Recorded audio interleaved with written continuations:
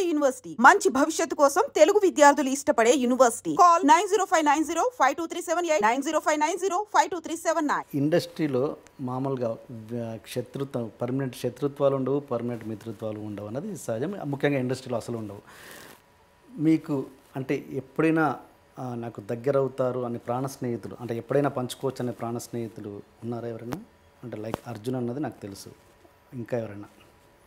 అండి ఎంత ప్రాణ స్నేహితులన్నా వాళ్ళ ప్రాణానికి వచ్చినప్పుడు ప్రాణ స్నేహితులు ఎవరు? ఓకే, ప్రాణాన్ని చాలా కష్టం. ప్రాణ స్నేహం తీసేద్దాం. ఏదైనా స్నేహం వరకు ఎస్, అంటే అంటే దానికి కూడా ఒక లిమిట్ ఉంటుందండి. Naturally like I said, I me my self అనేది మళ్ళీ వర్తిస్తుంది. అది ఎవరికైనా, నాకైనా వర్తిస్తుంది. నేను వెళ్తాను, అవుట్ ఆఫ్ ద వే వెళ్తాను, చేస్తాను.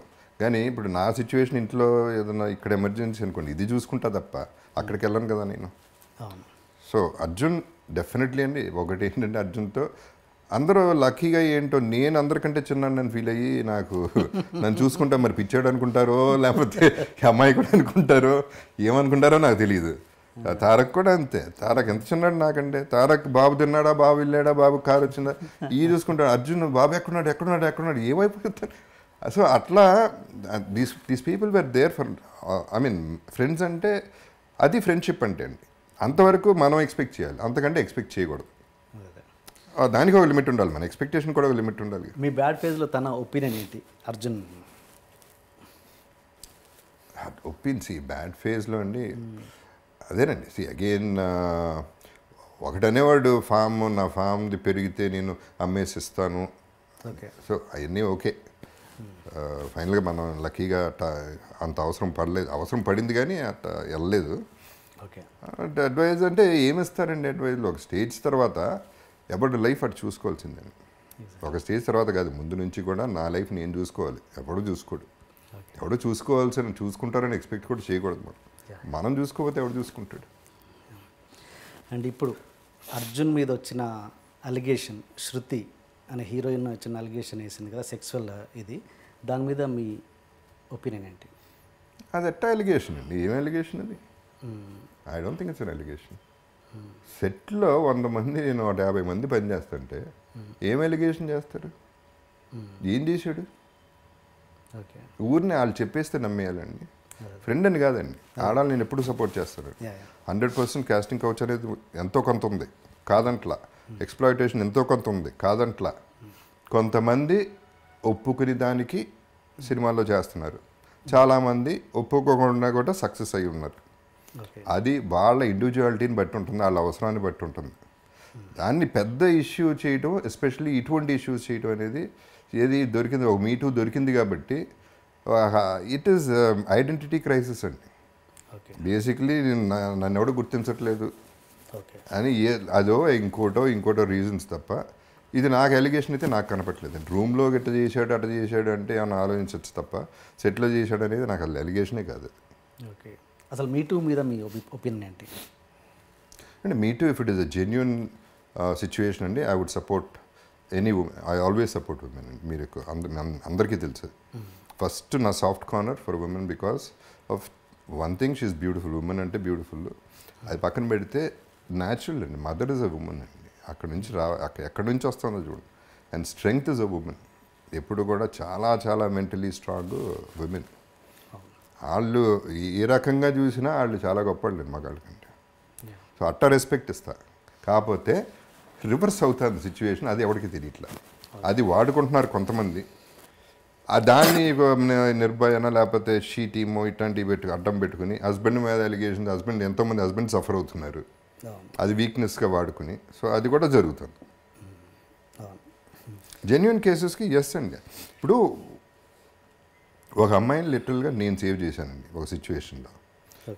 లిటరల్గా she was suppose to be Pune రమ్మన్నారు. పూణే మంచి ఛాన్స్ దొరికింది, పలానా సినిమా, పలానా వివేక్ ఓబ్రాయ్ హీరోగా, పూణే మార్నింగ్ 3 o'clock బయలుదేరు అన్న. నాకు 12 o'clock చెప్పింది, ఫ్లైట్కి వెళ్తున్నాను ఇట్లా రమ్మన్నారు. నాకు ఇమీడియట్గా కొట్టేసింది, ఏదో తేడా కొట్టేసింది ఇన్స్టింక్టివ్గా. నువ్వు వెళ్ళమాకు అన్నా అని వివేక్కి ట్రై చేశాను. వివేక్ ఓబ్రాయ్కి దొరకలా, రాత్రిపూట. ఆర్జీవీకి ట్రై చేశాను, దొరకలా. నాకు ఏదో మేజర్ ప్రాబ్లం ఉందని వెళ్ళడానికి వీలేదని ఆపేశాను. తనందు నా కెరీర్ పోతుంది, పెద్ద సినిమా అది, నువ్వు అట్లా పోగొడుతున్నావు, అది ఇది కెరీర్ పోతే పోయింది, నువ్వు చేయి మాకు, నాకు తేడాగా ఉందని ఆపి గొడవ అయింది, ఆగిపోయింది, తప్పలేదు. ఆ తర్వాత 3 days తర్వాత ఆ గ్యాంగ్ని పట్టుకున్నారు. కిడ్నాప్ చేసి మదర్ వస్తే మదర్ని చంపేసి, ఎవరొకరు వస్తే ఈ లేడీని ఒక 17 మంది రేప్ చేసి పాకిస్తాన్ పంపించాలి. ఇది ఎజెండా. నాకు పాకిస్తాన్ నుంచి కూడా థ్రెట్స్ వచ్చినాయి. డైరెక్ట్గా నీకేంటి సంబంధం అనేది థ్రెట్స్ వచ్చినాయి. నేను I stood up for that women. ఇప్పుడు నాకు వైఫ్ ఉంది, నాకు ఫ్యామిలీ ఉంది, నాకు లైఫ్ ఉంది, నిలబడ్డా కదా. So that proves it. Situation అంటూ వస్తే ఐఎమ్ 100% సపోర్ట్ ఇస్తాను. ఓకే. తను ఇప్పుడు ఉన్నారా ఇండస్ట్రీలో అమ్మాయి? లేదు. ఓకే.